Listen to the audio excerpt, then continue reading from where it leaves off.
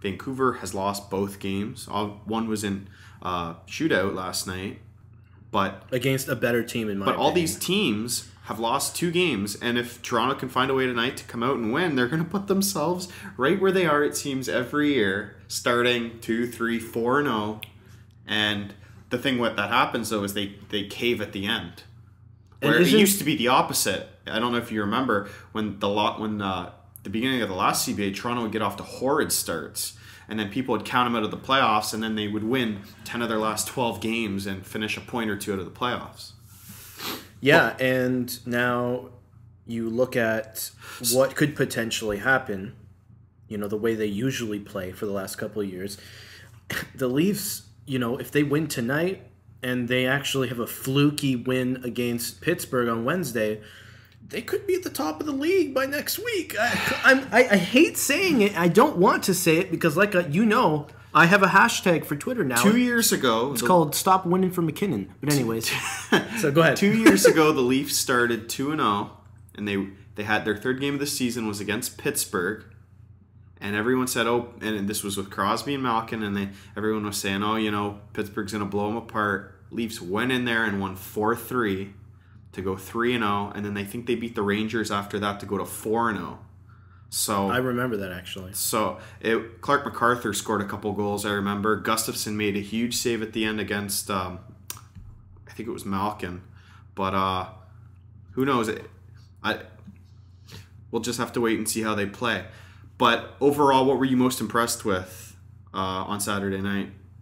Koska? Mike Koska. Yeah. It was so funny because, I mean, Phaneuf is one of my favorite players in the league. At least he was before he stopped hitting. But, him playing with Phaneuf, he made Phaneuf a better defenseman, which for a 27-year-old rookie, he's a rookie. He's never played in the NHL ever. That says something.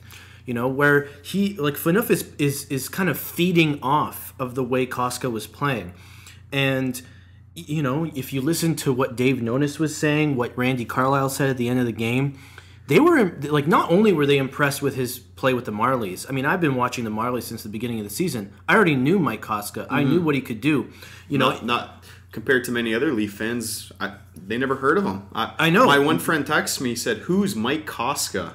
And my response to them would be, turn on your television and watch the Marlies play. This guy was dynamite for the Marlies, and there's a reason he's he's a leading defenseman in scoring in the AHL right now. The only reason listen. The only reason he is now instead of before is because Justin Schultz is now in the NHL. But here's the thing. But Koska is too now. Justin Schultz, this is what I love about people saying, I'm going to go on a rant about Justin Schultz now. He plays for Edmonton. I don't want to talk about Edmonton, but the bottom line is he played with way better players than Koska ever did. So don't tell me that's why. It's a lot harder for Koska, who's a lot older, to put up those kind of points with, I'm sorry, he's not surrounded by Ryan Nugent-Hopkins and people who can score where he can get assists. Justin Schultz had stupid amount of points in as little games as he had. And yes, he was the best defenseman. He's probably going to be the best defenseman for at least another month, even though he's not in the AHL. Are you talking Schultz? Schultz, okay. Yeah. But he played with 3 or 4 superstar players. So what do you think's going to happen there? It's like saying Chris Letang. You telling me if you put him on the Leafs, he's playing that well? I don't think so. The good thing about Koska is he's paired with Phaneuf. Phaneuf's the big man on campus. Yep. The other good thing is that frees up Carl Gunnarsson to play on the third pairing. And Carl Gunnarsson, we both know, is a good, steady defenseman. Defensively reliable. They had him, was it with Komisarek? Yeah, because Lyles was with Franzen. I love that combination. Yeah, I do too. I don't know if you remember the one play. It looked, I think it was on the power play maybe. The penalty killer, the Montreal player, got by Franzen. Looked like he was going to go in on a breakaway. And Lyles just sped right up and took the breakaway away. Yeah. And nothing came of it. But yeah, Carl Gunnarsson, I think, very steady defenseman to have on the third pairing.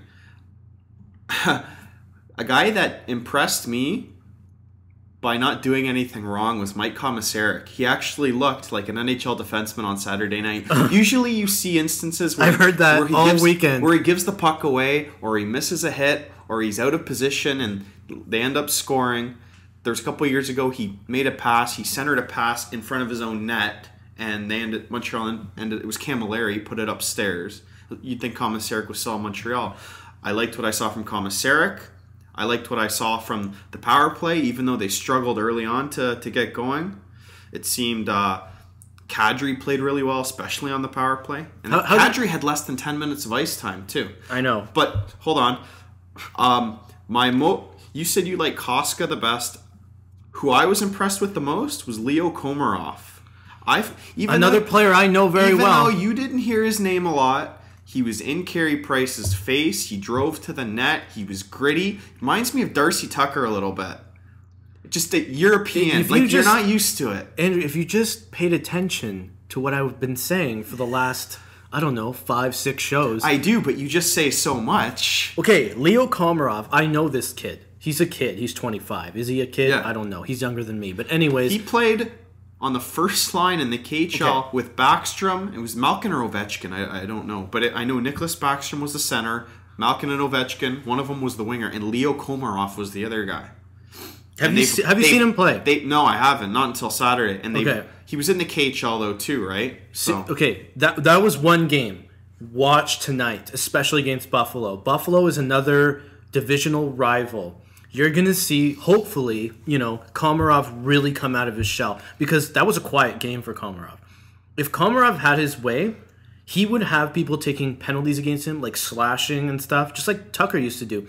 If you asked me, I believe my lineup had Komarov in it when I gave it to you a couple shows ago. But anyways, the point is... It also had Paul Ranger, but...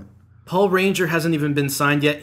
Listen, when I said that, the day after, I said this to you last week. Paul Ranger won't even make the team, but go on. Paul Ranger is in my opinion, Paul Ranger is as good as Koska, not offensively, but defensively, or better. Anyways. Back to Komarov. This kid, I've watched him play. He played 14 or 15 games with the Marlies before he went back to Russia, because at that point, the lockout was getting stupid. And he said, I'm going to go back to Russia. That was part of his contract that he signed with the Marlies, with the Leafs, I mean. And he said, when the lockout ends, I will come back and, I'll join training camp. And they said, sure. They signed on the dotted line. They saw the way he played, and they're like, whoa, this kid can play in the NHL, and he is a pest and a half. And that's why I knew he was going to make the team, because when have the Leafs had that since Tucker? Never. You could make a case for some players. Well, I think that's why they went out and signed Colby Armstrong. They thought he was going to bring the grit. But he did bring grit, in my opinion. He did a little teasing now and then, and that's great. But you need to be really hard-nosed and physical and just jab people with your stick. I know that's illegal, and that's kind of a cheap way to win, but it's fun. That's what Tucker used to do. That honestly, when Leaf fans see the way Komarov plays, they're gonna like him. But anyways, I told you earlier that I don't want to do predictions for tonight's game, but I have this number in my head I'm just gonna throw out there, and then I'm gonna ask you for what you think is gonna happen tonight. I believe Buffalo is going to beat Toronto 4-1. Miller is going to have a great game. He seems to always be Vanek is going to score another 4 points. I hope not. I hate 5 Vanek. I know points. you love Vanek. I hate Vanek. Well, I like him as a player. Obviously, when he faces Toronto, I don't like him. So what do we think is going to happen? Well, you're 1-0 on the year. I'm 0-1. I predicted the Leafs would lose the opener. I'm going to predict they win their opener tonight. So hopefully, I'm right this time. Well, I don't know. I'm going to say 4-3. 4-3? In regulation. In regulation. Yeah. And sorry, what you said 4-1? 4-1. A loss, eh? Oh, yeah, for sure. I mean, Buffalo is the far superior team. If you missed it yesterday, Buffalo beat Philadelphia 5-2. And that was a crazy game. Thomas Vanek was unreal.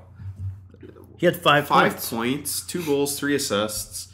Finally showing what he had you could always see he was good.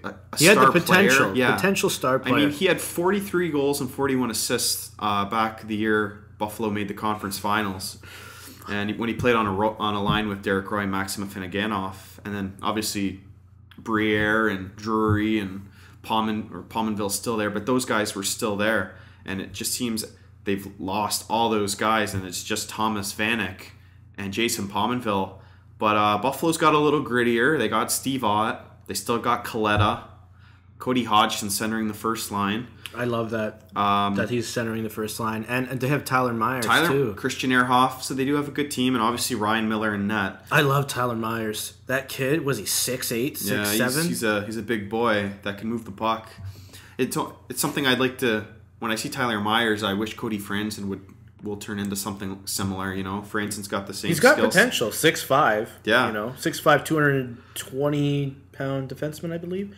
So we both know that, or we all know that Randy Carlyle likes to not tell the media who he's playing. And was it a shock to you that Ben Scrivens played the first game?